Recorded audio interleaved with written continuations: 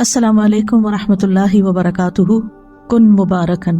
कल हमने बरकत का माना और मफहूम पढ़ा कि कुछ जगहों में बरकत होती है, कुछ ज़मानों में औकात में बरकत होती है, कुछ चीज़ों में बरकत होती है, कुछ लोगों के अंदर बरकत होती है। और फिर हमने बाबरकत बनने के लिए जो ज़रूरी काम करने चाहिए, ज़रूरी इक़दामात करने चाहिए, उनको शुरू किया था।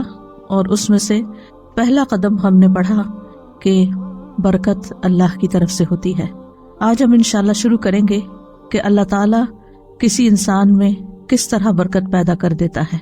अल्लाह सुब्हानहू ताला ने मसीह अलैहिस्सलाम के बारे में फरमाया था, उसने कहा, बेशक मैं अल्लाह का बंदा हूँ, उसने मुझे किताब दी और मुझे नबी बनाया और मुझे बाबरकत बनाया जहाँ भी मैं हूँ, जहाँ भी जाऊँ, घर में हूँ या घर से बाहर हूँ, और मुझे नमाज और ज़कात की वसीयत की जब तक मैं जिंदा रहूँ।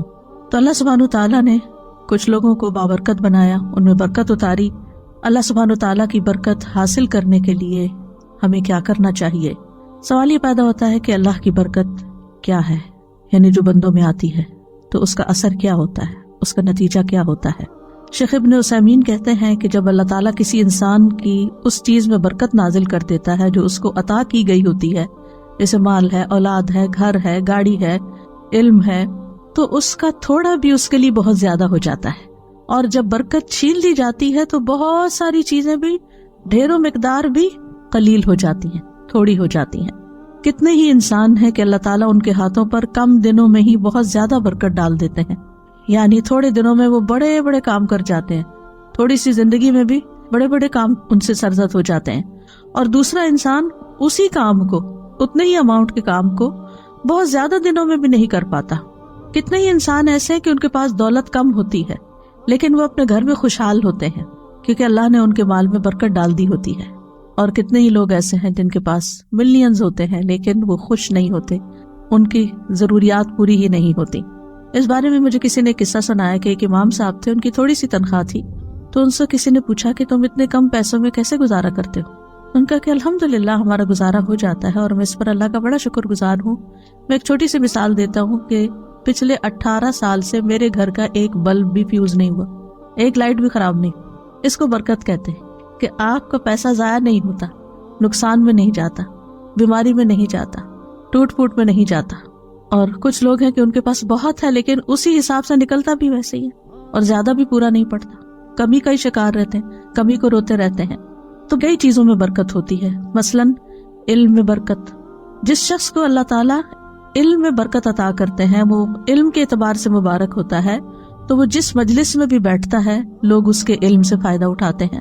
और इसी तरह उस शख्स के अंदर भी इल्म को पहुंचाने का शौक होता है, वो हर तरीके से इल्म को नशर करता है, इल्म को आम करता है। और इसकी मिसाल हमारे साबिका उलमा है कि किस तरह उन्होंने बगैर बिजली के, बगैर रात की रोशनी के, यानी लालटेनों में दिए जला के, और बाज़ औक़ात जैसे इमाम बुखारी का आता है कि चांदनी रातों में किताब तारीख लिखी जो रिजाल की तारीख थी, और भी उलमा ने बड़ी बड़ी किताबें लिखी। तो इसकी बुनियादी वजह क्या थी? मसलन इमाम बुखारी को हम लें तो हमें यूँ नजर आता है कि जैसे उनके अमल में इखलास था, जिसकी वजह से आप देखें कि उनकी किताब को अल्लाह की किताब के बाद सबसे सही तरीन किताब माना गया। इस पर उलमाए उम्मत का इत्तफाक है। और फिर इतने 100 साल बाद आज भी मुसलमानों के घरों की भी जीनत है और लाइब्रेरियों की भी, और लोग उसको पढ़ते हैं। तो जब इंसान किसी काम में खुलूस इख्तियार करता है, अल्लाह के लिए करता है, तो अल्लाह ताला उसके काम को उसके मरने के बाद भी बाकी रखता है। इसी तरह इंसान के अखलाक में बरकत क्या होती है कि इंसान फराख दिल होता है, सच्चा होता है, नरम मिजाज होता है, और लोग उसके अखलाक की तारीफ करते हैं, जो उससे मिलता है खुश हो जाता है। इसी तरह इंसान के छोटे छोटे कामों में भी बरकत हो जाती है, उसके आमाल के नताइज के एतबार से। बाज़ वक़्त इंसान एक छोटी सी एफर्ट करता है, छोटा सा मशवरा किसी को दे देता है कि अच्छा तुम ये कारोबार कर लो, वो बच्चा उस कारोबार में लग जाता है और वो बहुत कामयाब हो जाता है। अब इस शख्स ने तो एक छोटा सा मशवरा दिया लेकिन खुलूस के साथ दिया, खैरखाई के साथ दिया, मोहब्बत के साथ दिया, और वो इतना फ्लरिश कर गया और उससे इतने सारे लोगों को फायदा पहुंचा। उसने कभी ख्वाब में भी नहीं सोचा था कि उसका एक छोटा सा मशवरा जो है वो कितना कारआमद होगा, कितने लोगों के लिए फायदा मंद होगा। इसी तरह कुछ लोगों के माल में बरकत होती है, यानी थोड़ा भी होता है लेकिन उससे خیرات بھی کر رہے ہوتے ہیں، اپنی ذات پہ بھی خرچ کرتے ہیں، اپنے رشتہ داروں پہ بھی خرچ کرتے ہیں، یعنی ان کی زندگی میں ایک اطمینان نظر آتا ہے. تو ہمیں اپنے مبارک بننے کے لیے اللہ تعالیٰ سے دعا کرنی چاہیے کہ اللہ سبحانہ وتعالیٰ ہمارے علم میں بھی برکت دے، کہ جو ہم نے سیکھا ہے وہ صرف ہماری ذات میں ہی آ کے ختم نہ ہو جائے، ہم اس پر عمل کریں، عمل کی مثال بنے، اس کو سکھانے والے بنے، اس کو آگے بڑھانے والے بنے. پھر اسی طرح اللہ تعالیٰ ہمارے اخلاق میں برکت دے، ہمارے اعمال میں برکت دے، کہ کوئی بھی کام کریں، ہم چھوٹا کریں یا بڑا، اس سے زیادہ لوگوں کو فائدہ پہنچے. کیونکہ برکت کا معنی کیا ہوتا ہے؟ الزیادہ والنمو، یعنی اس چیز کا بڑھ جانا، نشو و نما پانا، کثرت میں ہو جانا. اور اسی طرح اللہ تعالیٰ مال میں بھی برکت دے، اولاد میں برکت دے، اور ہم جہاں بھی ہوں بابرکت بنے. بابرکت بننے کے لیے انسان کو توحید اختیار کرنی چاہیے، یعنی اللہ سبحانہ تعالیٰ سے خالص تعلق رکھنا چاہیے. اور اس کے لیے ہمیں اللہ سبحانہ تعالیٰ کے نام اور ان کی صفات جو ہیں صرف ان کو جاننا ہی نہیں چاہیے، ان کے ساتھ we should live with them. یعنی ہم جب اللہ تعالیٰ کے بارے میں سوچیں، اللہ تعالیٰ کے بارے میں گمان کریں، تو ہم اپنے مختلف کاموں کے ساتھ اللہ کی ان صفات کو یاد کریں. مثلاً اگر ہم کھانا کھا رہے ہیں تو ہم کیا سوچیں کہ اللہ رازق ہے، اللہ نے یہ رزق مجھے دیا ہے. پھر اسی طرح اگر ہمیں کوئی مشکل ہو رہی ہے تو اس کے ناموں کے ساتھ ہم اس کو پکاریں، یا حیو یا قیوم برحمتک استغیث، اللہ کی رحمت کے ساتھ فریاد کریں. پھر اسی طرح زندگی کے جو مختلف کام ہیں ان کاموں کے ساتھ ہم اللہ تعالیٰ کی ان صفات کو ریلیٹ کرتے جائیں. تو انشاءاللہ اس طریقے سے آپ کا ایک پرسنل لیول پر اللہ سبحانہ تعالیٰ کے ساتھ ایک تعلق بن جائے گا.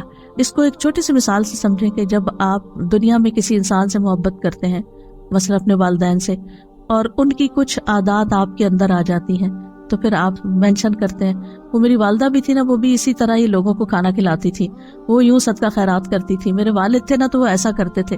یعنی آپ کا ایک کنیکشن ہوتا ہے، جو کام آپ کر رہے ہوتے ہیں نا اس کو کنیکٹ کر لیتے ہیں اپنے پیاروں کے ساتھ. تو ذرا اس سے اور اوپر اٹھ جائیں، یعنی جو بھی آپ کام کر رہے ہوں تو ساتھ ساتھ اللہ کو یاد کریں. ایک تو یہ کہ اللہ سبحانہ تعالیٰ کی ہستی کو یاد کرنا، محسوس کرنا، اور ایک یہ کہ اس کی صفات کے ساتھ، اس کے ناموں کے ساتھ. تو اس طرح آپ کی زندگی میں اور بھی زیادہ برکت ہوگی.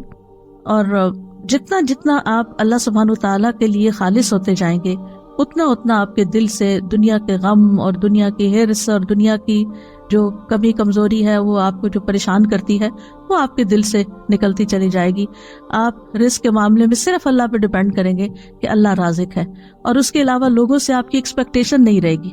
اور جب لوگوں سے ایکسپیکٹیشن نہیں رہے گی تو پھر آپ کے اندر وہ لوگوں کی طرف سے اگر کوئی کمی بیشی ہوتی ہے تو کوئی غم اور دکھ بھی نہیں ہوگا، اور کسی چیز پر کوئی لالچ بھی نہیں ہوگا کہ ہائی اس کے پاس اتنا ہے. نہ آپ کسی سے حسد کریں گے، کیونکہ آپ کو پتا ہے کہ اصل تو رازق اللہ، اصل تو سورس اس کے پاس ہے. مجھے لوگوں سے کیا لینا دینا کہ میں ان کا دیکھ کے جلوں یا ان کے اوپر حسد کروں یا ان سے ناراض ہوں کہ ان کے پاس اتنا ہے تو مجھے کیوں نہیں دیتے اور میرا خیال کیوں نہیں رکھتے. نہیں، مجھے تو دینے والا اللہ ہے. اور جب اللہ پر انسان ڈیپینڈ کرتا ہے تو پھر اس کے دل سے یہ فکر نکل جاتی ہے، اور وہ دیکھتا ہے کہ چڑیوں، پرندوں، چیونٹیوں تک کو وہ رزق دیتا ہے، پتھر کے کیڑوں کو وہ رزق دیتا ہے، تو کیا وہ مجھے نہیں دے گا. اور اسی طرح دیگر صفات میں بھی، یعنی اس سے آپ کے دل سے حرص اور لالچ بھی نکل جائے گی، اور لوگوں کے ساتھ بدگمانی اور لوگوں کے ساتھ گلے شکوے اور لوگوں کی پھر غیبتیں اور یہ ساری چیزیں بھی آپ کے اندر سے نکل جائیں گی. پھر اسی طرح ایک اور چیز ہے بابرکت بننے کے لیے کہ اپنے رب کو راضی رکھیں، اس کی اطاعت کر کے اور اس کی نافرمانی کے کام چھوڑ کر. ابن القیم رحمۃ اللہ علیہ کہتے ہیں کہ برکت کا جامع راز یہ ہے کہ جو بابرکت شخص ہوتا ہے وہ وقت کی قیمت کو جانتا ہے، اور وہ یہ ہے کہ ہر لمحے اللہ کی رضا کا کام کرنا. یعنی جو بھی کوئی کام کر رہے ہیں اس کو اس طرح چیک کرتے جائیں کہ اس پر اللہ راضی ہے کہ نہیں، اور یہ اس کے وقت اور اس کی قیمت کا تقاضا ہے. یعنی میرے وقت کی قیمت کیا ہے کہ میں اس میں وہ کام کروں، چاہے میں دنیا کا کام کر رہی ہوں، چاہے میں دین کا کام کر رہی ہوں، چاہے میں عبادت کر رہی ہوں، کچھ بھی کر رہی ہوں، اس میں مقصود کسی انسان کی خوشی نہ ہو بلکہ اللہ کی خوشی ہو کہ میرا رب راضی ہو جائے گا. اور جب رب راضی ہو جائے گا تو آپ دیکھیں گے کہ بندے بھی آپ سے راضی ہو جائیں گے. اللہ تعالیٰ جس بندے سے راضی ہوتا ہے نا، اس کے لیے دنیا میں رضا اتار دیتا ہے، اور پھر بندے بھی اس سے راضی ہو جاتے ہیں. لیکن اگر اللہ راضی نہیں ہے تو پھر لوگوں کو آپ کتنا بھی راضی کرنے کی کوشش کریں، اللہ کو بھول کر چھوڑ کر، تو وہ راضی نہیں ہو سکتے. پھر اسی طرح یہ ہے کہ جب انسان اللہ کو راضی کرنے کے لیے کوشش کرتا ہے تو پھر وہ لوگوں کی تعریف کو منتظر نہیں رہتا کہ کون مجھے پوچھتا ہے، کون مجھے اپریشیٹ کرتا ہے، کون میرے لیے بڑی بڑی باتیں کرتا ہے. اور پھر انسان کو اس بات کی فکر لگ جاتی ہے کہ اللہ کی نگاہ میں میرا مقام کیا ہے اور میری وہاں بھی قبولیت ہے یا نہیں. اس کو اپنے اعمال میں قبولیت کی فکر ہو جاتی ہے، نہ کہ لوگوں کی تعریف کی، کیونکہ ساری دنیا بھی اگر اس کی تعریف کرنے لگے اور اگر اللہ تعالیٰ اس سے راضی نہیں تو ایسے شخص کی زندگی میں کوئی خوشی نہیں ہو سکتی. پھر اسی طرح جو مبارک انسان ہوتا ہے وہ ہر چیز کو اس نقطہ نظر سے دیکھتا ہے کہ اس کے ذریعے میں اللہ تک کیسے پہنچوں، اس کے ذریعے میں اللہ تک کیسے پہنچوں. مثلاً اگر وہ کسی کی خدمت کرتا ہے تو وہ یہ سوچ کے کرتا ہے، چاہے گھر والوں کے لیے کھانا پکاتے ہیں آپ، ان کے لیے کلیننگ کرتے ہیں، ان کے لیے سارے جو بھی گھر کے کام کاج ہوتے ہیں، ان کے اوپر احسان کرتے ہوئے نہ کریں، یہ سوچ کے کریں کہ اس سے میرا رب راضی ہوتا ہے اور اس سے آپ کی تھکاوٹ بھی ختم ہو جائے گی. یہ میں اپنے رب کی خوشی کے لیے کر رہی ہوں، میں صرف شوہر کی خوشی کے لیے نہیں کر رہی. شوہر تو خود ہی خوش ہو جائے گا اگر میرا رب خوش ہوا، رب راضی ہوگا تو یہ بھی ہو جائے گا. تو میری فکر ہونی چاہیے رب کو راضی کرنے کی. تو چاہے وہ گھر والے ہوں، چاہے وہ کام کاج ہو، چاہے وہ مال ہو، چاہے وہ علم ہو، ذہانت، ہر چیز کو، جیسے ایک بزنس مین ہوتا ہے نا تو وہ ہر چیز میں دیکھتا ہے کہ اس چیز سے کیسے بزنس کیا جا سکتا ہے اور اس چیز سے کہاں سے پروفٹ کمایا جا سکتا ہے. تو جو ایک مومن بندہ ہوتا ہے وہ ہر وقت یہ سوچتا ہے اس چیز سے میں اپنی آخرت کیسے کما سکتا ہوں، اس لمحے اس وقت میں کون سا کام کروں کہ جس سے میرا رب راضی ہو جائے گا. اب مثال کے طور پہ کبھی آپ کے حصے میں ایسا کام ہوتا ہے، مثلا دعوت کر لیا آپ نے اور گھر میں لوگوں کو بلا لیا اور آپ کے اوپر سارا کام آ گیا، چاہے آپ کیٹرنگ کرا رہے ہیں، چاہے آپ کچھ بھی کر رہے ہیں، لیکن صرف گھر کی سیٹنگ اور لوگوں کو ویلکم کرنا اور پوچھنا، اور چاہے آپ ڈسپوزیبل یوز کر رہے ہیں لیکن پھر بھی آپ تک ٹوٹ جاتے ہیں. اگر یہ سب کچھ اللہ کی رضا کے لیے تھا تو اس کے بعد آپ کو ایسا سرور اور ایسی خوشی نصیب ہوگی. اور اگر لوگوں کی تعریف کے لیے تھا تو آپ کے دماغ میں شیطان یہ خیال ڈالے گا وہ تو شکریہ بھی نہیں بول کے گیا، اس نے تو ایسا میرے ساتھ رویہ کیا اور وہ تو یہ کر رہا تھا، اور وہ جانے کے بعد آپ اور زیادہ ٹوٹیں گے کیونکہ جس مقصد کے لیے آپ نے وہ دعوت کی تھی وہ تو پورا ہی کوئی نہ ہوا. لیکن اگر اللہ کو راضی کرنے کے لیے کہ لوگوں کو کھانا کھلانا ثواب کا کام ہے، لوگوں کو اکٹھا کرنا، ملانا، آپس میں بٹھانا، ان کو ویلکم کرنا، تو آپ دیکھیں گے کہ یہی چیز آپ کے لیے برکتوں کا باعث بن جائے گی اور آپ کے لیے خوشی کا باعث بنے. یعنی گویا دوسرے لفظوں میں قل ان صلاتی و نسکی و محیای و مماتی للہ رب العالمین، یہ بابرکت انسان کا قول ہوتا ہے کہ وہ اللہ کے لیے جیتا اور مرتا ہے اور اپنی ساری ذمہ داریاں صرف اللہ کی رضا کی خاطر پوری کرتا ہے، کہ بحیثیت بیوی کے، بحیثیت بیٹی کے، بحیثیت ماں کے، بحیثیت ایک ہمسائی کے، بحیثیت ایک طالب علم کے، بحیثیت ایک ٹیچر کے، میری رسپانسبلٹیز کیا ہیں اور میں ان کو کیوں ادا کروں. اور اگر وہ اللہ کے لیے کرتا ہے، اللہ کو راضی کرنے کے لیے وہ رسپانسبلٹیز پوری کر رہا ہے، تو اللہ سبحانہ وتعالیٰ اس سے جب راضی ہوگا تو اس کے سارے کام درست کر دے گا، اس کی زندگی وقت ہر چیز میں برکت ڈال دے گا. تو مبارک انسان بننے کے لیے کہ جس پہ رب کی برکتیں نازل ہوں، کیا کریں؟ اپنی عادت کے، معمول کے، روٹین کے، ذمہ داریوں کے سارے کام رب کی رضا کے لیے کریں. ایک رب کے لیے ایک ہو جائیں، یعنی ادھر ادھر نہیں، ایک راستہ اختیار کریں اور وہ رب کی رضا کا. تو انشاءاللہ آپ ایک بابرکت انسان بن جائیں گے. پھر بابرکت انسان جو ہوتا ہے وہ اپنے دل کے اوپر کبھی بھروسہ نہیں کرتا، کیونکہ دل الٹ پلٹ ہونے والی چیز ہے. وہ اگر ایمان کی لذت کسی وقت محسوس کر رہا ہے تو اس کو ڈر لگتا ہے کہ کہیں یہ حلاوت مجھ سے چھن نہ جائے، کہیں ایمان کی یہ کیفیت میرے سے دور نہ ہو جائے. وہ اپنے دل کی نگرانی کرتا ہے، وہ اپنا محاسبہ کرتا ہے کہ مجھے اپنا ایمان ہر صورت برقرار رکھنا، کیونکہ قرآن مجید میں آتا ہے نا سورۃ الحجرات میں، حبب الیکم الایمان وزینہ فی قلوبکم، اس نے ایمان کو تمہارے دلوں میں محبوب بنا دیا اور اس کو سجا دیا.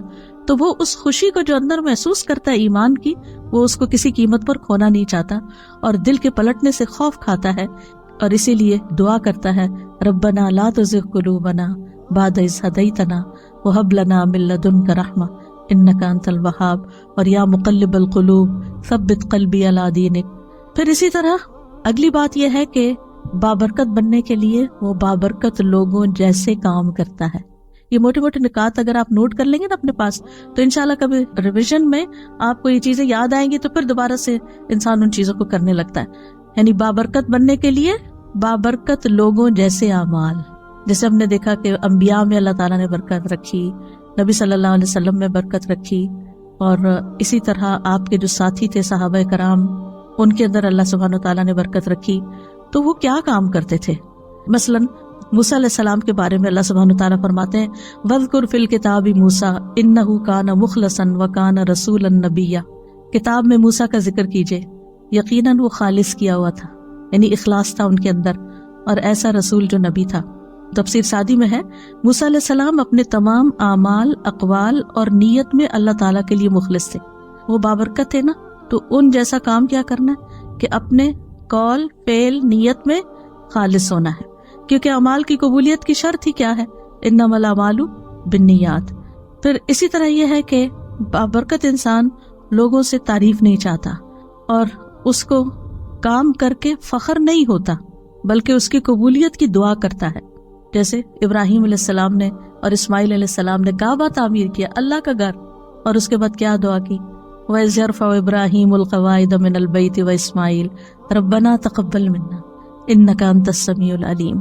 پھر بابرکت شخص کے نزدیک لوگوں کے شکریہ کی کوئی قیمت نہیں ہوتی کہ کوئی شکریہ ادا کرے، نہ اسے انتظار ہوتا ہے، اور اگر کوئی کرے یا نہ کرے اس کے لیے برابر ہوتا ہے.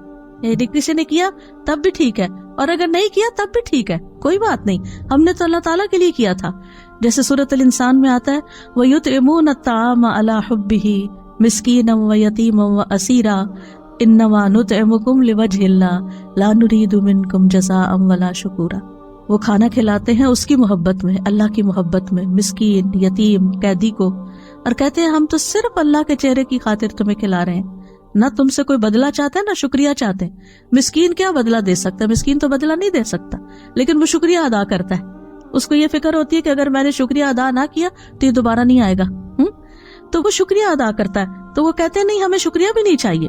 اسی طرح بابرکت انسان جو ہے نا، اس کو لوگوں کے تانوں کی بھی پرواہ نہیں ہوتی، وہ اپنا کام جاری رکھتا ہے، کوئی خوش ہو، کوئی ناراض ہو، کوئی ٹانٹ کرے، کوئی تنقید کرے، کرٹیسائز کرے، کچھ بھی کرے، ملامت کرنے والے کی ملامت سے نہیں ڈرتا، نیک کام کرتے ہوئے اچھا کام کرتے. کیونکہ جو لوگ ملامت سے ڈرتے ہیں وہ کبھی آگے نہیں بڑھ سکتے. آپ نے ایک اچھا کام کیا، لوگوں نے باتیں بنائی، اب آپ پیچھے ہی بیٹھ گئے، وہیں ٹھوس ہو گئے کہ لوگ خوشی نہیں ہے میں جو بھی کرتا ہوں، تو آپ کام ہی چھوڑ دیتے. نہیں، آپ نے اگر اللہ کی خاطر ایک اچھا کام شروع کیا تھا تو دنیا ادھر سے ادھر ہو جائے، آپ اس کو نہیں چھوڑیں گے، آپ اس کو کرتے رہیں گے. کیونکہ قرآن مجید میں اللہ سبحانہ وتعالیٰ نے ایمان والوں کی کیا صفت بیان کی ہے؟ وَلَا يَخَافُونَ لَوْمَةَ لَائِمٍ، کہ وہ ملامت کرنے والوں کی ملامت سے نہیں ڈرتے. ذَلِكَ فَضْلُ اللَّهِ يُؤْتِيهِ مَن يَشَاءُ، یہ اللہ کا فضل ہے، جس کو چاہتا ہے عطا کرتا ہے. وَاللَّهُ وَاسِعٌ عَلِيمٌ، اور اللہ وسعت والا، سب کچھ جاننے والا ہے. بابرکت انسان نیک اعمال کو اللہ کی توفیق سمجھتا ہے، اللہ کی توفیق سمجھتا ہے کہ یہ اللہ نے مجھے کرنے کا موقع دیا ہے، اور اس پر وہ خوش ہوتا ہے. وہ یہ نہیں کہتا کہ یہ میری طاقت ہے، میری ذہانت ہے، میری لیاقت ہے، میری قابلیت ہے. نہیں، یہ تو میرے رب کی عنایت ہے کہ اس نے مجھے ہمت دی. میں بیمار بھی ہو سکتا تھا، میں اپاہج بھی ہو سکتا تھا، میں کسی اور کام میں مصروف ہو سکتا تھا. آپ دیکھیں کہ بعض اوقات لوگ اچھے اچھے کام کرنا چاہتے ہیں لیکن ان کے اندر ہمت ہی نہیں ہوتی، بیماری کی وجہ سے یا غم کی وجہ سے یا ڈپریشن کی وجہ سے یا وسائل نہ ہونے کی وجہ سے. اگر اللہ نے آپ کو گاڑی دی ہے، چلانے کی توفیق بھی دی ہے، اور اس پر بیٹھ کے آپ جاتے ہیں، اچھے اچھے کام کرتے ہیں، تو یہ اللہ نے آپ کو دیا، اور اس پر اللہ سے راضی ہونا اور اس پر خوش ہونا اور شکر کرنا کہ اللہ تو نے موقع دے دیا کہ میں کسی کے جنازے پہ پہنچ گیا، میں کسی بیمار کی خدمت کے لیے پہنچ گیا، میں کسی کام میں والنٹیئر کرنے کے لیے پہنچ گیا. تو وہ نہ کسی پہ احسان جتاتے، نہ تعریف چاہتے، نہ شکریہ چاہتے ہیں، بلکہ اور شکر گزار ہوتے ہیں کہ میرے رب نے مجھے یہ توفیق عطا کی ہے. اور اسی طرح جیسے کہ ہم دیکھتے ہیں سورۃ ہود میں آتا ہے نا کہ پیغمبر نے کہا کہ میں ان اريد الا الاصلاح ما استطعت، کہ میں تو اصلاح ہی کرنا چاہتا ہوں جتنی میری ہمت ہے. وما توفیقی الا باللہ، مجھے اس کام کی صرف توفیق اللہ ہی دیتا ہے. علیہ توکلت والیہ انیب، اسی پر میرا بھروسہ ہے اور اسی کی طرف میں رجوع کرتا ہوں.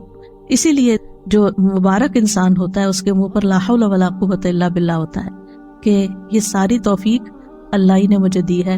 نہ کسی چیز کو پھیرنے کی قوت ہے اور نہ ہی کسی کام کے کرنے کی قوت ہے. لا حول ولا قوت الا باللہ. اور پھر آپ دیکھیں کہ جب اذان کے حی علی الصلاۃ اور حی علی الفلاح کے جواب میں ہم کہتے ہیں لا حول ولا قوت الا باللہ، تو اس کا کیا مطلب ہوتا ہے کہ اللہ ہی کی دی ہوئی توفیق سے ہم نماز کی طرف بڑھ سکتے ہیں، اللہ کی دی ہوئی توفیق سے ہی ہم کامیابی کی طرف بڑھ سکتے ہیں. 5ਵੀं चीज ये है कि मुबारक शख्स लोगों को खैर पहुंचाता रहता है, लोगों को भी बाबरकत बनाता है। यानी वो सिर्फ अपने लिए बरकतें नहीं समेटता बल्कि दूसरों की हेल्प करता है कि वो भी मुबारक बन जाएं, और उसके लिए वो लोगों को खैर की तालीम देता है। इब्नुल कय्यम रहमहुल्लाह कहते हैं कि आदमी की बरकत ये है कि वो जहां भी हो खैर की तालीम दे, जिसके साथ भी घुल मिलकर रहे उसके साथ खैर ख्वाही करे, जहां भी हो जिसके साथ भी हो उसको खैर के काम में लगा दे, उसको कोई अच्छा मशवरा दे दे, उसको किसी राह लगा दे, कोई अच्छी चीज बता दे, क्योंकि ऐसे शख्स के लिए सारी मखलूक दुआएं करती है। रसूल अल्लाह सल्लल्लाहु अलैहि वसल्लम ने फरमाया, अल्लाह और उसके फरिश्ते और आसमान और जमीन वाले, यहाँ तक कि चींटियां अपने सुराख में और मछलियां उस शख्स के लिए जो नेकी और भलाई की तालीम देता है, खैर व बरकत की दुआएं करती हैं, खैर व बरकत की दुआएं करती हैं। ला युसल्लूना अला मुअल्लिमिन नासिल खैर। इससे बढ़कर और क्या चाहिए? तो याद रखिए, बरकत के लिए जरूरी नहीं होता कि काम क्वांटिटी में बहुत ज्यादा हो, ये भी कर लूं, वो भी कर लूं, वो भी कर लूं, वो भी कर लूं, और किसी चीज को भी क्वालिटी के साथ ना करो, ये नहीं होता। बरकत में छोटा सा काम भी जो आपने इखलास के साथ किया है, अच्छे तरीके से किया है, खूबसूरती के साथ किया है, उसका कहीं ज्यादा नतीजा बड़ा निकल सकता है बनिस्बत इसके के बहुत सारे काम करके तो हमारी अम्मी कहती थी चिकल के रख दिए। पता नहीं आपने लफ्ज कभी सुना कि नहीं, यानी चिकल के रख दिए मतलब ये है कि कोई उसमें क्वालिटी नहीं है और कोई खूबसूरती नहीं उसके अंदर। तो इसलिए जब ये बात होती है ना कि खैर की बात बताने वाले के लिए मछलियां दुआएं करती हैं और सारी चींटियां और ये सब दुआएं करने लगते हैं, और अगर ये सारी मखलूक दुआएं करने लगे तो फिर हम कितने खुशकिस्मत हो जाएं। तो आप अपने बच्चों के साथ कुछ शेयर कर सकते हैं, अपने दोस्तों के साथ कुछ शेयर कर सकते हैं। मसलन आपको एक लेक्चर आज सुना है, उसमें से सिर्फ एक बात आपको याद रहेगी, ओनली वन। घर गए आपने सोचा क्या सुन के, मुझे तो कुछ याद ही नहीं आ रहा क्या सुना था, तो बस हाँ ये याद रहा है मुझे, मसलन एक को ये बात, तो आप अपनी बेटी को फोन करते हैं, अपने भाई को करते हैं, किसी को कि आज मैंने ये अच्छी बात सीखी है तो मेरा दिल चाह रहा है तुमसे भी शेयर कर दूं। देखिए हम सब के अल्हम्दुलिल्लाह अल्हम्दुलिल्लाह बहुत सारे रिश्तेदार हैं, बहुत सारे दोस्त हैं, और जरूरी नहीं कि एक ही बंदे के पीछे रोज पड़ जाए, कभी किसी को कभी किसी को कभी किसी को। उससे क्या होगा कि कभी कभी फिर किसी को बात सुनने को मिलेगी, और उसके साथ अगर अल्हम्दुलिल्लाह अगर रोज भी मौका अपने बच्चों को बिठा के सिखाने का मिलता है तो इंशाल्लाह घर में भी बरकत होगी, क्योंकि इल्म की मजलिस जो है घर के अंदर भी हो तो वो एज अ फैमिली भी अगर आप बैठ के, चाहे मियां भी बैठ के दो लोग पढ़ रहे हैं कोई चीज, तो वहां भी बरकत नाजिल होती है। इब्न कय्यम कहते हैं कि फायदा पहुंचाने वाला शख्स ही बाबरकत होता है, जो चीज सबसे ज्यादा फायदा पहुंचाती है वो सबसे ज्यादा बाबरकत होती है, और लोगों में से बाबरकत इंसान वो है जो जहां भी जाता है उससे फायदा उठाया जाता है। सुभान अल्लाह, हमने इस बात को शैतानी असर में कितना गलत रंग दिया हुआ है कि लोग मुझे यूज करते हैं। सुभान अल्लाह, यानी कि मैं लोगों को यूज नहीं करने दूंगी, अल्लाह की खातिर यूज हो जाए तो इससे बड़ी खुशकिस्मती क्या है। कर ले यूज, आपको आप अपनी खुशकिस्मती समझें कि आप किसी काम के हैं, आप फायदा पहुंचा सकते हैं, आपकी जगह कोई और नहीं है, वो आप हैं कि जिससे लोग फायदा उठाते हैं। इस पर अल्लाह का शुक्र अदा करें और खुश हो जाएं, और समझते हुए, बाज़ वक़्त ये होता है ना लोग उसमें अंडरलाइन मुस्कुरा भी रहे होते हैं कि अच्छा इससे बेवकूफ बनाओ इसको, और आपको समझ आ रही होती है कि ये आपको बेवकूफ समझ रहे हैं, तो कोई बात नहीं, जो मर्जी समझे। वो कल मैंने कहा था ना कि अखलाक के 10 दर्जों में से 9 जो है वो तगाफुल से ताल्लुक रखते हैं, इग्नोर करना, सुनी अनसुनी कर देना, दिल पे न लेना, माफ कर देना, जाने देना, जवाब न देना। देख घर में लड़ाई फसाद क्यों होता है, किसी ने एक छोटी सी बात की, हमने उससे 2 सुनाई, वो लड़ाई शुरू हो गई। अगर किसी ने 1 सुनाई है, चाहे आपको कितनी भी कड़वी लगी है, आप जवाब नहीं देते तो लड़ाई तो नहीं बढ़ेगी, फसाद तो नहीं होगा। तो अगर दूसरा शख्स गलत कर रहा है तो आप भी अच्छा नहीं कर रहे। उसने आग लगाई, आपने तेल डाला, और अगर आपने तेल डाला तो नतीजा क्या निकला, बहुत बड़ा अलाव भड़क उठा। लेकिन जो शख्स सुन के चुप कर जाता है, इधर से उधर निकल जाता है, इग्नोर कर देता है, तगाफुल कर देता है, जैसे उसको पता ही नहीं चला, बेवकूफ है वो, तो क्या फर्क पड़ता है। आप हैं तो नहीं ना, आपको तो अपना खुद पता है कि आप नहीं है, लेकिन अगर दूसरे की नासमझी है तो वो उसकी नासमझी है। बाज़ वक़्त लगता है कि लोग फिर मेरे ऊपर चढ़ाई ना कर दें या मुझे ये ना समझें कि मुझे कोई जवाब नहीं देना आता, तो हम ताबड़तोड़ जवाब दिए चले जाते हैं और बहस कहीं खत्म ही नहीं होती, और उसमें बाज़ वक़्त फिर नाराजगियां भी हो जाती हैं, गुस्सा भी हो जाता है, बदअखलाकी भी हो जाती है। तो हम मुबारक तो ना रहे, हम कहीं गए उस घर में लड़ झगड़ के निकल आए, हम कोई मुबारक इंसान है, किसी को खुशी देकर आए या किसी को तकलीफ देकर आए। लेकिन बात कहाँ से शुरू होती है, किसी की छोटी सी बात से, اور بعض اوقات کوئی بیمار ہوتا ہے، کوئی بوڑھا ہوتا ہے، کوئی بچہ ہوتا ہے، کوئی ناسمجھ ہوتا ہے، کوئی بے وقوف ہوتا ہے، وہ تو اپنی بے وقوفی میں کوئی بات کر رہا ہوتا ہے اور آپ اس سے بڑے بے وقوف بن گئے، آپ نے اس کو سچ سمجھ لیا اور اپنے اوپر لے لیا اور اپنا اتنا بڑا ری ایکشن ظاہر کیا اور کیے کرائے پہ پانی پھیر دیا. کیونکہ ہماری لڑائیاں انہی لوگوں سے ہوتی ہیں جن کے لیے ہم بہت کچھ کر رہے ہوتے ہیں، جن کے لیے ہم بہت زیادہ کر رہے ہوتے ہیں نا، پھر ہماری کیا توقع ہوتی ہے کہ یہ ہمیں ریٹرن کرے، یہ ہماری عزت تو کریں کم از کم، یہ ہمارا شکریہ تو کریں، اور جب وہ نہیں کرتے اس کی بجائے کو بات سنا دیتے، پھر تو آپ توبہ ہی کریں کہ نتیجہ کیا نکلے گا. پھر اسی طرح بابرکت انسان کی خوبی کیا ہے کہ وہ دوسروں کو بھی نیک کاموں کی ترغیب دیتا ہے، شوق دلاتا ہے. جیسے اللہ سبحانہ وتعالیٰ فرماتے ہیں قرآن مجید میں، یا ایھا النبی حرض المؤمنین علی القتال، اے نبی مومنوں کو قتال پر ابھاریے، یعنی موٹیویٹ دیم. تو یہ نبی صلی اللہ علیہ وسلم کے زمانے میں تھا، اور آپ بھی اور صحابہ بھی یعنی کہ لوگوں کو ترغیب دیتے تھے اچھے کاموں کی. لیکن اس کے برعکس مشرکین کے بارے میں قرآن کیا فرماتا ہے؟ کلا بل لا تکرمون الیتیم ولا تحاضون علی طعام المسکین، ہرگز ایسا نہیں، بلکہ تم یتیم کی عزت نہیں کرتے اور نہ تم آپس میں مسکین کو کھانا کھلانے کی ترغیب دیتے ہو، ایک دوسرے کو کہتے نہیں ہو. تو اس کا کیا مطلب ہے کہ ایک وہ ہے کہ جو نیکی کی ترغیب دیتا ہے اور ایک وہ جو نہیں دیتا. تو قرآن نے کنڈیم کیا ہے ان لوگوں کو جو نیک کاموں کی ترغیب نہیں دیتے. سورۃ ماؤن میں کیا آتا ہے؟ ولا یحض علی طعام المسکین. اللہ تعالیٰ اس کو کنڈیم کر رہا ہے کیا کہ وہ مسکین کو کھانا کھلانے کی ترغیب نہیں دیتا، دوسروں کو نہیں کہتا. پھر اسی طرح یہ ہے کہ بعض اوقات ہمارے اپنی وسعت میں کوئی کام کرنا نہیں ہوتا، لیکن ہم دوسرے کو بتا سکتے ہیں کہ دیکھو وہ فلاں جگہ یہ اس کام کی ضرورت ہے، میرے پاس گاڑی نہیں، تم جا سکتی ہو، تم جا کے کر لو. تو آپ نے صرف بتایا. تو الدال علی الخیر کفاعلہ، کسی کو نیکی کے کام کا رستہ دکھانے والا ایسا جیسے اس نے خود کر لیا. اس کی اپنی جینوئن ریزن تھی، کسی وجہ سے نہیں گیا، لیکن اس نے کسی کو فون کر دی.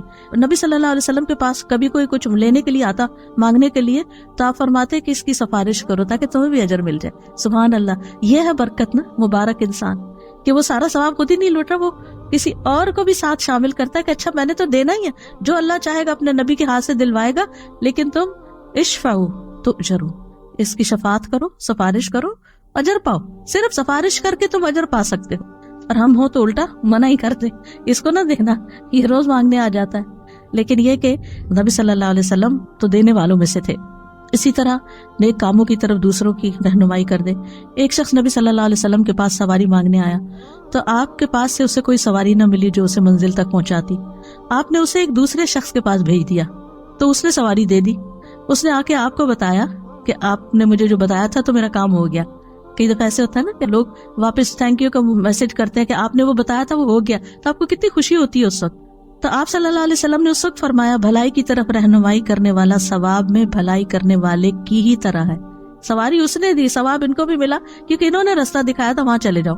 یعنی کبھی آپ صدقہ نہیں کر سکتے، آپ کے پاس نہیں ہوتا، آپ افورڈ نہیں کر سکتے، یا اس وقت آپ کے پاس نہیں ہوتا، تو آپ کسی کو کہہ دیتے کہ دیکھو یہاں صدقہ کر دو. کئی دفعہ ایسے ہوتا ہے نا کہ یوٹیوب پہ تو آج کل بہت فنڈ ریزنگ کے اشتہار آتے ہیں، کوئی اسلامی لیکچر لگائے اس کے شروع میں ڈونیٹ کا کچھ، کہیں کوئی اسلامک سینٹر بن رہا ہے، کہیں کوئی روہنگیا میں مسئلہ ہے، کہیں یمن میں لوگوں کو کھانا چاہیے، یعنی ہر جگہ کچھ نہ کچھ. تو کوشش کیا کرے کہ ہر جگہ کچھ نہ کچھ ڈال دے. کہیں کوئی مسجد بن رہی ہے، کہیں کچھ بھی، وہ نہیں آپ کو جانتے، لیکن آپ اپنا حصہ ڈال دیا کریں. اچھا اب میرے جیسے جو کریڈٹ کارڈ نہیں ہے کسی کے پاس، تو آپ کسی کو لنک بھیج سکتے ہیں کہ دیکھو یہ میرا خیال ہے بہت اچھا موقع ہے نیکی کرنے کا. اپنے بچوں کو کہیں جو کماتے ہیں، ان کو کہیں کہ بیٹا یہ اس میں ڈال دو، ان کو ایڈریس بھیج دیں، کچھ کریں تاکہ اور لوگ بھی اس کام میں شریک ہو جائیں. اب وہ جو بھی کریں گے، چاہے ایک اینٹ وہاں رکھیں گے، وہ آپ کا بھی ثواب اس اینٹ کا مل جائے گا ساتھ. تو ایک دوسرے کو نیکی کے کاموں کی جگہ بتانا جو ہے، یہ بھی ایک بہت بڑی نیکی ہے. اور خاص طور پر جب اللہ سبحانہ وتعالیٰ نے آپ کو مال عطا کیا ہو، تو اس مال کے اثرات آپ کے اپنے اوپر بھی نظر آنے چاہیے، آپ کے لباس میں، کپڑوں میں، رہن سہن میں. اور اس کے علاوہ دائیں بائیں خرچ بھی کریں، رشتہ داروں کو بھی دیں، غریبوں مسکینوں کو بھی دیں، دوست احباب کو بھی دیں. علم ہے تو وہ اسی طرح آپ کے اپنے اوپر عمل نظر آنا چاہیے، اور اس کے علاوہ دائیں بائیں لوگوں کو سکھائیں بھی. اسی طرح اگر کوئی اللہ نے منصب آپ کو دیا ہے، کہیں آپ کی کوئی بات سنی جاتی ہے اور کچھ لوگ آپ سے سفارش کرانے آتے ہیں، تو اس کو یہ نہ کہے کہ یہ تو روز کا ہی کام بن گیا ہے. نہیں، تنگ دل نہ ہو، انہیں کہ شکر ہے اللہ تو نے مجھے اس قابل بنایا کہ میں کسی کا مسئلہ حل کر سکتی. یعنی یہ قابلیت ہر ایک کے اندر نہیں ہوتی، ہر ایک کی کوئی بات نہیں سنتا، لیکن اگر آپ کی کوئی سن لیتا ہے اور آپ کسی کا کام کروا دیتے ہیں تو آپ ایک مبارک انسان ہے. پھر اسی طرح یہ ہے کہ قرآن مجید میں بھی آتا ہے نا فَأَمَّا مَا يَنْفَعُ النَّاسَ فَيَمْكُثُ فِي الْأَرْضِ، اور لوگوں میں سب سے بہترین وہ ہے جو لوگوں کو سب سے زیادہ نفع دیتا ہے، یعنی لائن میں سب سے آگے وہ ہوگا قیامت کے دن کہ جو لوگوں کے لیے زیادہ فائدہ مند ہے۔ ابن عمر کہتے ہیں ایک آدمی نبی صلی اللہ علیہ وسلم کے پاس آیا اور کہا اللہ کے رسول کون سے لوگ اللہ کو زیادہ پیارے ہیں اور کون سے اعمال اللہ کو زیادہ پسند ہیں؟ تو رسول اللہ صلی اللہ علیہ وسلم نے فرمایا وہ لوگ اللہ تعالیٰ کو زیادہ محبوب ہیں جو دوسرے لوگوں کے لیے سب سے زیادہ فائدہ مند ہوں، اور اللہ عز و جل کے نزدیک سب سے زیادہ پسندیدہ اعمال یہ ہیں کسی مسلمان کو خوش کرنا یا کسی کی تکلیف دور کرنا۔ آپ کو پتا چل رہا ہے کہ کوئی پین میں ہے اور آپ کو کچھ نہ کچھ سوج رہا ہے، لیکن آپ کہتے ہیں وہ جانے اس کا کام جانے، میں کیوں بتاؤں؟ نہیں، آپ اپنی طرف سے سجیسٹ کر دیں، پھر اس کی مرضی وہ آپ کا مشورہ لے یا نہ لے، یا کسی کا قرضہ ادا کر دینا یا اس کی بھوک دور کر دینا۔ جس نے اپنے غضب کو روک لیا، غصہ روک لیا، اللہ اس کی خامیوں پہ پردہ ڈال دے گا۔ اور جو آدمی اپنے غصے کو پی گیا باوجود اس کے کہ وہ چاہتا تو نافذ کر سکتا تھا، تو اللہ تعالیٰ قیامت کے دن اس کے دل کو امیدوں سے بھر دے گا۔ جو اپنے بھائی کے ساتھ اس کی ضرورت پوری کرنے کے لیے چلا یہاں تک کہ اسے پورا کر دیا، اللہ اس کو اس دن ثابت قدم رکھے گا جس دن قدم ڈگمگا جائیں گے۔ پھر اسی طرح لوگوں کو توحید سکھائیں، جس طرح نبی صلی اللہ علیہ وسلم نے ابن عباس کو وہ کلمات سکھائے تھے جب آپ کے ساتھ وہ گدھے پہ سوار تھے۔ آپ نے فرمایا اے لڑکے میں تجھے چند کلمات سکھا رہا ہوں، تم اللہ کے احکام کی حفاظت کرو، اللہ تمہاری حفاظت کرے گا۔ اللہ کے احکام کی حفاظت کرو، تم اسے اپنے سامنے پاؤ گے۔ جب مانگو اللہ سے مانگو، یہ بچوں کو سکھا دینا چاہیے۔ چھوٹی سی چیز بھی چاہیے پھر اللہ تعالیٰ سے مانگو۔ جب مدد چاہو اللہ سے مدد چاہو۔ جان رکھو ساری دنیا مل کے تمہیں کوئی فائدہ دینا چاہے نہیں دے سکتے مگر وہ جو اللہ نے تمہارے لیے لکھ دیا، اور سب مل کے نقصان دینا چاہے نہیں دے سکتے مگر وہ جو اللہ نے تمہارے لیے لکھ دیا۔ قلم اٹھا لیے گئے، صحیفے خشک ہو گئے۔ اسی طرح مصیبت آنے پر لوگوں کو اچھی نصیحت کریں، اللہ کے تقوی کا حکم دیں، صبر کی نصیحت کریں۔ جیسے نبی صلی اللہ علیہ وسلم ایک قبر کے پاس سے گزر رہے تھے اور روتی ہوئی عورت کو دیکھا تو آپ نے اس کو نصیحت کی۔ اور پھر اسی طرح یہ ہے کہ غم میں، ڈپریشن میں، اداسی میں، دکھ میں دوسروں کو امید دلائیں کہ یہ دن گزر جائیں گے، حالات اچھے ہو جائیں گے، سب ٹھیک ہو جائے گا، اور پھر اس کو مصیبت پر صبر کا اجر بھی بتائیں کہ کتنا بڑا اجر اور ثواب ہے تمہارے لیے جو اللہ نے تمہیں اس امتحان میں ڈالا ہے، تم اللہ سے راضی رہو۔ پھر اسی طرح یہ ہے کہ بابرکت لوگوں کا ساتھی بنے۔ ایک اور قدم کیا ہے؟ بابرکت لوگوں کا ساتھی بنے۔ اب آپ کہ ہمیں تو کوئی سمجھ نہیں آتی، یہاں تو کوئی دنیا میں بابرکت ہمیں مل نہیں رہا، لیکن الحمدللہ ہمارے سلف صالحین میں بہت لوگ بابرکت، ان کی سیرت پڑھیں، ان کی بکس پڑھیں، جو کام انہوں نے کیے۔ آپ یقین کریں کہ آپ کا دل اتنا بڑا ہو جائے گا، آپ حیران ہو جائیں گے کہ میں کن باتوں پہ الجھی ہوئی ہوں، میں کن باتوں پہ رو رہی ہوں، اتنی پیٹی چیزوں کے اوپر پریشان ہوں اور لڑائی ڈال کے رکھی ہوئی ہے، یہ تو کوئی بات ہی نہیں ہے۔ آج مجھے کسی نے آرٹیکل بھیجا امام ابن تیمیہ کے بارے میں کہ کتنی دفعہ وہ جیل میں گئے تھے، 7 دفعہ جیل میں گئے تھے۔ امام ابن تیمیہ کا فتاویٰ آپ نے دیکھا کہ 35 والیوم میں، اور اس کے علاوہ بھی کئی کتابیں۔ اتنا علمی کام کیا اور لوگ ان کے پیچھے پڑے رہتے، یعنی جو لوگ بڑے کام کرتے ہیں ان کے حاسد بھی بہت ہوتے، تو ہر تھوڑے دن کے بعد جا کے حاکم کے پاس شکایت کر کے ان کو جیل بھجوا دیتے تھے، اور جب وہ وہاں جاتے وہاں وہ اور کتابیں لکھ لیتے تھے۔ اور آپ کو معلوم ہے لاسٹ ٹائم جو وہ جیل میں گئے تھے کتنی دفعہ قرآن پڑھا تھا؟ 80 بار قرآن پڑھا تھا۔ ہم نے ساری زندگی میں 80 بار نہ پڑھا ہوگا۔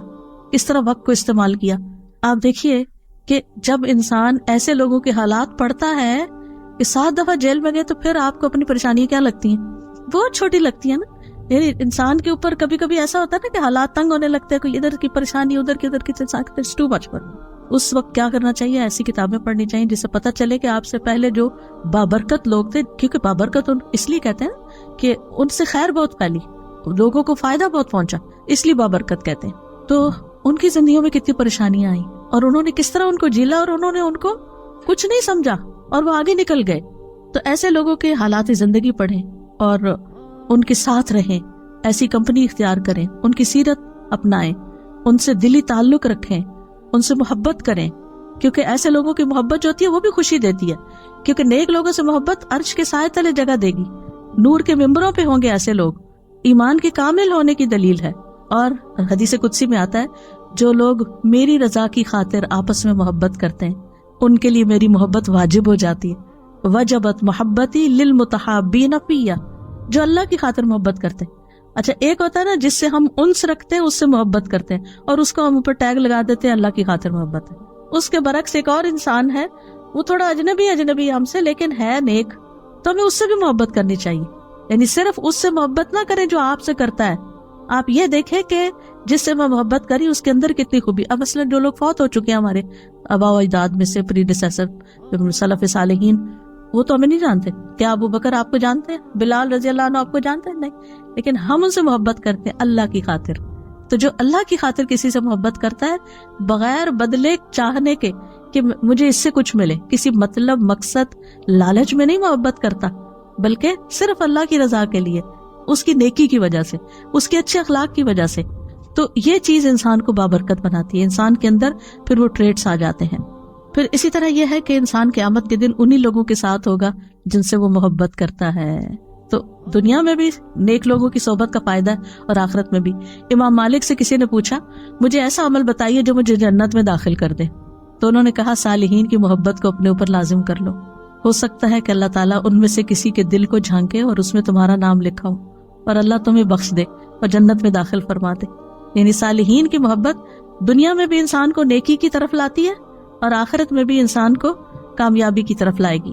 پھر ساتویں چیز یہ ہے کہ گڑ گڑا کے دعائیں کرنا کہ اللہ برکتیں دے, اللہ کے سامنے عاجزی اختیار کرنا, گریہ وزاری کرنا, جیسے نبی صلی اللہ علیہ وسلم نے غزوہ بدر کے موقع پر کی تھی. 8ویں چیز ہے مبارک بننے کے لیے بہت زیادہ شکر گزار ہونا. شکارن رب جعلنی لکا شکارن لکا ذکارن لکا رہابن. یہ شکار ہونے کی جو خصوصیت ہے, ہر چیز پہ شکر, نعمت پہ بھی شکر اور تکلیف پہ بھی شکر, شکر ہی شکر, شکر ہی شکر, شکوہ نہیں, نو کمپلینٹس, نو کمپلینٹس. جس حال میں اللہ نے رکھا ہے, جو دیا ہے, جو بھی ہے. آپ یقین کریں کہ جب انسان کی زندگی آگے بڑھتی ہے تو پیچھے کے حالات کو دیکھتا ہے تو انسان کہتا ہے شکر ہے الحمدللہ کہ وہ فلاں چیز اس وقت نہیں ہوئی. اس وقت تو بہت برا لگتا ہے, لیکن بعد میں انسان کو سمجھ آتی ہے کہ تو اچھا ہوا تھا. لیکن عقل مند کون ہے اور فائدہ مند کون ہے؟ جس نے اس وقت جب اس کو تکلیف پہنچی تھی شکر کر لیا تھا کہ اللہ اس میں بھی کوئی خیر ہوگی. پھر اسی طرح یہ ہے کہ بابرکت انسان اللہ کی نعمت کو اپنی کرامت نہیں سمجھتا, یعنی اللہ تعالیٰ کا فضل سمجھتا ہے. یعنی بعض اوقات ایسا ہوتا ہے نا کہ انسان کے ساتھ کچھ اچھی چیزیں پیش آنے لگتی ہیں تو انسان سمجھتا ہے بڑا نیک ہو گیا ہوں. آپ نے کوئی چیز سوچی وہ ہو گئی یا کچھ اس طرح کے, تو اس طرح کی چیزیں جو ہے نا یہ راز میں ہونی چاہیے. کہ آپ کو کوئی ایسا خواب آ جاتا ہے, لوگ بہت انسسٹ کرتے ہیں نا کوئی خواب سنائے اچھا سا, یا کبھی آپ کو پوچھتے ہیں آپ کو کبھی فلاں نظر آیا, یہ ہوا. اگر کوئی بھی اللہ نے آپ کو چیز دکھائی ہوئی ہے تو ان چیزوں کو راز میں رکھیں, راز آپ کے اور اللہ سبحانہ و تعالیٰ کے بیچ میں ہو. کیونکہ یہ جو کرامتوں کا اظہار کرنا ہوتا ہے نا, میرے ساتھ یہ بھی ہوا اور یہ بھی ہوا اور یہ بھی, یہ انڈائریکٹلی اپنے آپ کو بڑا ثابت کرنا ہوتا ہے کہ میں اللہ کا بڑا پیارا ہوں, میری قدر کرو. تو اس سے بھی بچنا چاہیے. یعنی اللہ نے اگر آپ کے اوپر کوئی فضل کیا ہے, کوئی انعام کیا ہے, تو اس پر شکر ادا کریں, نہ کہ اس کو اپنی کرامت سمجھے. پھر اسی طرح یہ ہے کہ برکت کو بڑھانے کے اسباب کیا ہے, یعنی برکتیں کیسے بڑھیں. خلاصہ کر دیتی ہوں. سب سے پہلی چیز ہے ایمان اور تقویٰ. اللہ تعالیٰ فرماتے ہیں سورۃ الاعراف 96 میں, اور اگر واقعی بستیوں والے ایمان لے آتے اور تقویٰ اختیار کرتے تو ہم ضرور ان پر آسمان اور زمین سے بہت سی برکتیں کھول دیتے, لیکن انہوں نے جھٹلایا تو ہم نے انہیں اس کی وجہ سے پکڑ لیا جو وہ کمائی کرتے تھے. تو ایمان اور تقویٰ برکتیں لانے کا سبب ہے. پھر قرآن کی قرأت اور اس پر تدبر اور عمل, یہ برکت کا سبب ہے.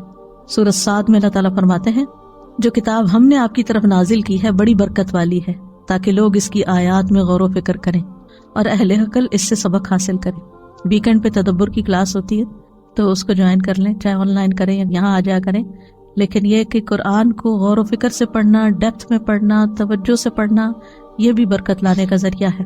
سورۃ الانعام میں اللہ تعالیٰ فرماتے ہیں وَهَذَا كِتَابٌ أَنزَلْنَاهُ مُبَارَكٌ فَاتَّبِعُوهُ وَاتَّقُوا لَعَلَّكُمْ تُرْحَمُونَ. اور یہ ایک کتاب ہے جسے ہم نے نازل کیا ہے, بڑی برکت والی ہے, بس اس کی پیروی کرو, یعنی اس کو فالو کرو, اس پہ عمل کرو اور تقوی اختیار کرو تاکہ تم پہ رحم کیا جائے. پھر قرآن کے اوپر عمل کے نتیجے میں اعمال میں برکت ہو جاتی ہے, یعنی ہمارے کاموں میں برکت ہو جاتی ہے. اللہ سبحانہ وتعالیٰ سورۃ المائدہ میں فرماتے ہیں وَلَوْ أَنَّهُمْ أَقَامُوا التَّوْرَاةَ وَالْإِنْجِيلَ وَمَا أُنزِلَ إِلَيْهِمْ مِنْ رَبِّهِمْ لَأَكَلُوا مِنْ فَوْقِهِمْ وَمِنْ تَحْتِ أَرْجُلِهِمْ. اگر وہ واقعی تورات اور انجیل کی پابندی کرتے اور اس کی جو ان کی طرف ان کے رب کی طرف سے نازل کیا گیا تو یقیناً وہ اپنے اوپر سے اور اپنے پاؤں کے نیچے سے کھاتے, یعنی اتنی برکتیں ان پر نازل ہوتی. پھر خاص طور پر سورۃ البقرہ پڑھنا, یعنی اس کی ایک روٹین بنا لیں. اس کا یہ مطلب نہیں خالی سورۃ البقرہ ہی پڑھتے رہے اور باقی قرآن نہیں پڑھیں. سارا قرآن بابرکت ہے، لیکن سورۃ البقرہ کی خاص خصوصیت بیان کی گئی. اس کا پڑھنا باعث برکت ہے اور اس کا چھوڑنا باعث حسرت ہے، اور جادوگر اس کے اوپر قابو نہیں پا سکتے. پھر اسی طرح برکتوں کی دعائیں دینا. نبی صلی اللہ علیہ وسلم جب کسی کی شادی ہوتی تو اس کو مبارکباد دیتے، بارک اللہ لکا بارک علیکا وجمع بینکما فی خیر. اللہ تمہیں برکت دے، تم پہ اپنی برکت نازل فرمائے اور تم دونوں کو خیر کے ساتھ اکٹھا رکھے. بچہ پیدا ہو تب برکت کی دعا، کسی کا کھانا کھائیں کھلائیں، یعنی ہر وقت ان کے اندر برکتوں کی دعا. اور اسی طرح سلام جو ہے، السلام علیکم ورحمۃ اللہ وبرکاتہ، تحیتم مبارکتم. پھر اسی طرح خرید و فروخت میں سچائی اختیار کرنا. خرید و فروخت میں سچائی یعنی فیئر ڈیلنگ بزنس کے اندر، تو اس میں انشاءاللہ جو بھی پروفٹ ہوگا تھوڑا یا زیادہ اس میں برکت ہو جائے گی. اسی طرح جو ڈیوٹی آپ کی ہو، کام ہو، جاب ہو، اس کو صحیح طور پر انجام دینا، تو اس کی آمدنی میں آپ کے لیے برکت ہو جائے گی. پھر اسی طرح دن کے پہلے حصے میں کام کرنا، صبح کے وقت وہ برکت والا وقت ہے، اور اس وقت اس کے لیے دعا ہے اللہم بارک لی امتی فی بکورہا. پھر اپنے اوقات کو منظم کرنا، یعنی ہیفیزڑ کام نہیں کرنا، کبھی یہ کر لیا کبھی وہ کر لیا، نہیں، اس سے برکت نہیں ہوتی. پھر تمام معاملات میں سنت پر عمل کرنا، اللہ سبحانہ وتعالیٰ پر توکل کرنا. پھر اسی طرح لوگوں سے نہ مانگنا. پھر خرچ کرنا اور صدقہ کرنا، وما انفقتم من شیء فہو یخلفہ، یہ برکت ہو جائے گی. وہو خیر الرازقین، جو کچھ بھی تم خرچ کرتے ہو اس کی جگہ تمہیں اور دے دیتا ہے، اور وہی سب سے بہتر رازق ہے.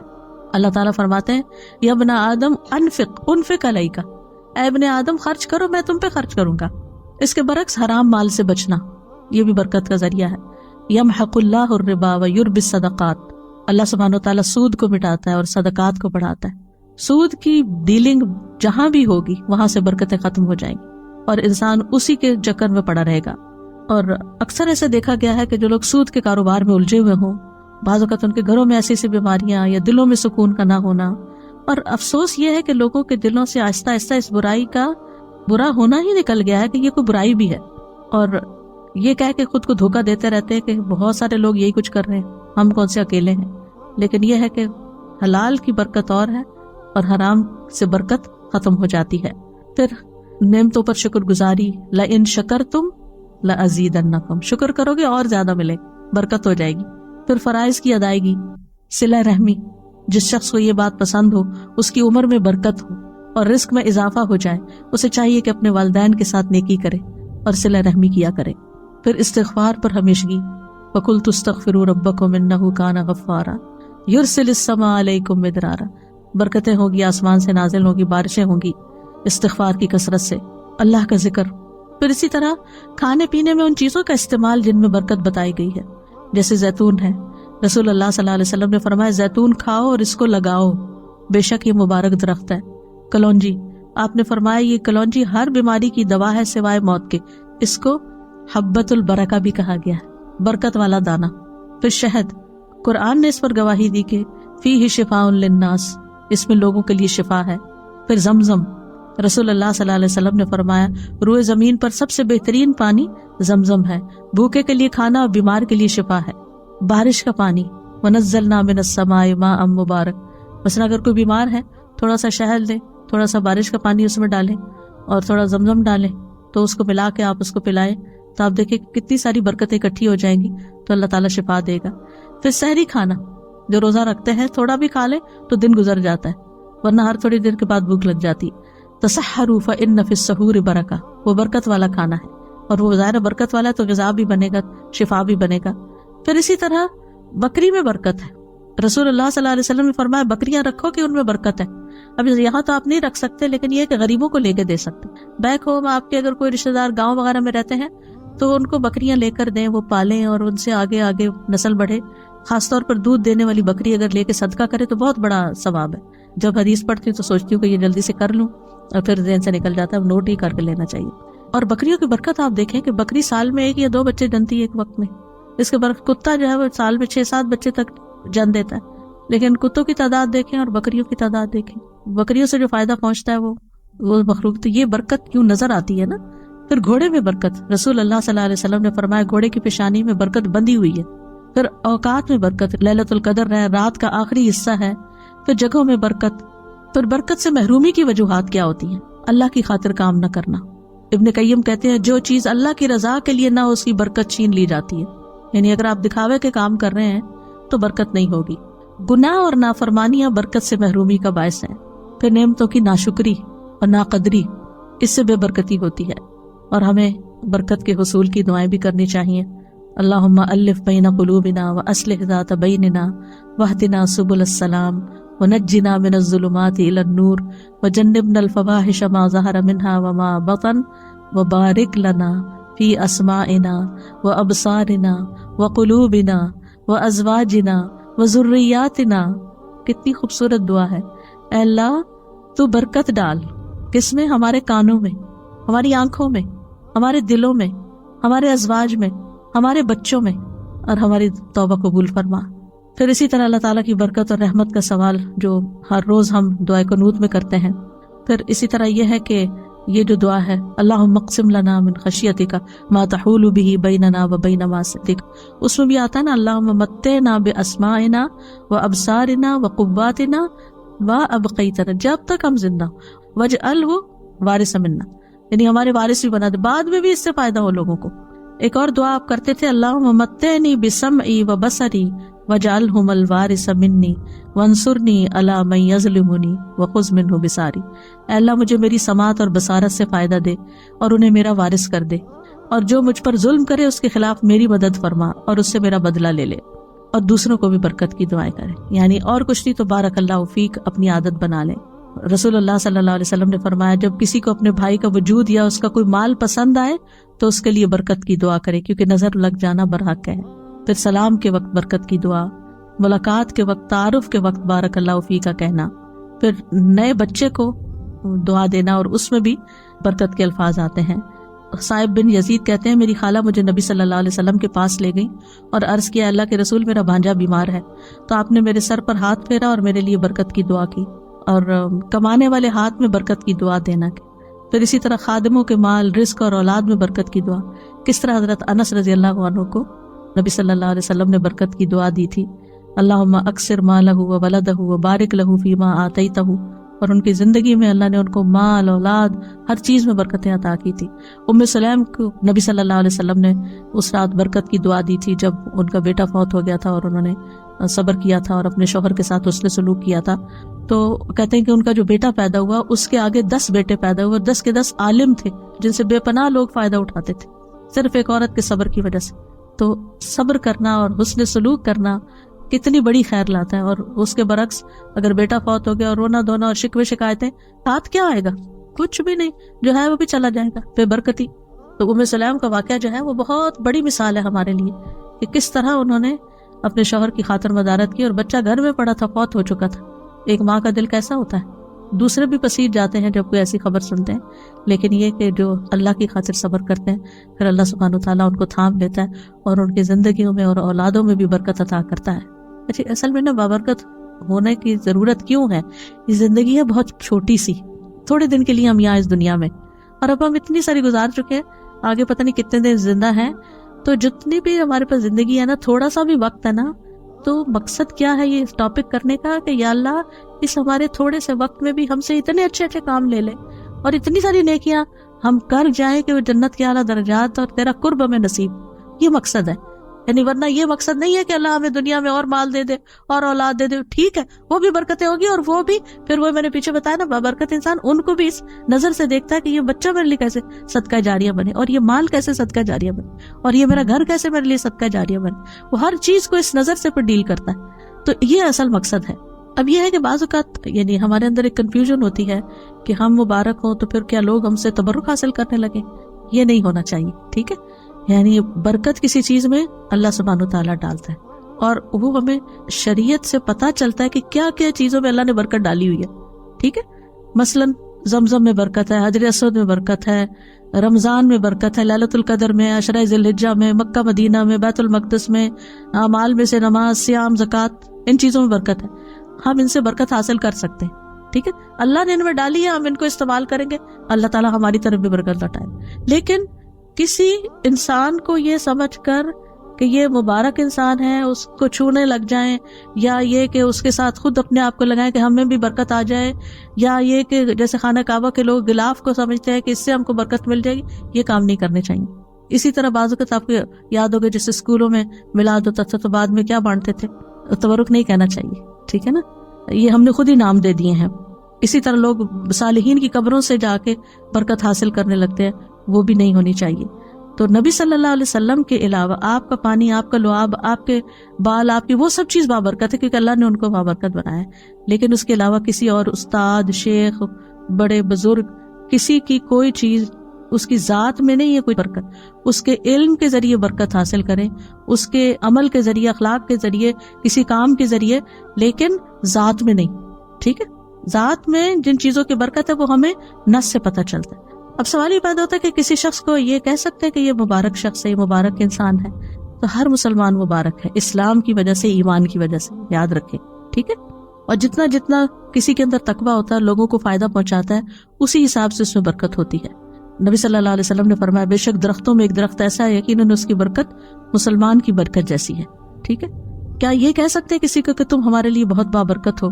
اس میں یہ ہے کہ ہم یہ کہہ سکتے ہیں کہ الحمدللہ آپ کے آنے سے برکت ہو گئی، یعنی یہ نہیں کہ آپ کی ذات کی برکت کوئی الٹ گئی یہاں، یعنی اس کا جو آثار ہیں، جو نتائج ہیں کہ ایک اچھی محفل ہو گئی، ہم نے کچھ سیکھا، کوئی ہم نے خیر کے راستے اختیار کیے، تو یہ چیز برکت ہے، نہ کہ اس کی ذات کے اندر کہ وہ آپ کے سر پہ ہاتھ پھیر دے تو آپ کو برکت مل جائے گی، یا کوئی آپ کو اپنا کپڑا دے دے تو اس میں برکت ہوگی، یہ نہیں ہوگا، ٹھیک ہے۔ ہم یہ کہہ سکتے کہ یہ ہمارے لیے بہت بابرکت ثابت ہوئی ہے، پہلے سے ہم کسی کو پیشن گوئی نہیں کر سکتے، ہم یہ کہہ سکتے ہیں الحمدللہ یہ ہمارے لیے بہت بابرکت ثابت ہوئی ہے کہ یہاں آ کے ہمیں اللہ کا دین ملا ہے، ہمیں نیکی کی توفیق ہوئی ہے، خیر کے کام ہوئے ہیں۔ تو وہ جو نتائج ہوتے ہیں نا، یعنی برکت کہاں سے ظاہر ہوتی ہے؟ کسی چیز کے نتائج سے، ٹھیک ہے۔ تو اللہ سبحانہ وتعالی ہم سب کو مبارک بنائے اور ہماری زندگی میں، اوقات میں، اموال میں، اولاد میں، ہر چیز میں برکتیں عطا کرے۔ بارک اللہ فیکم۔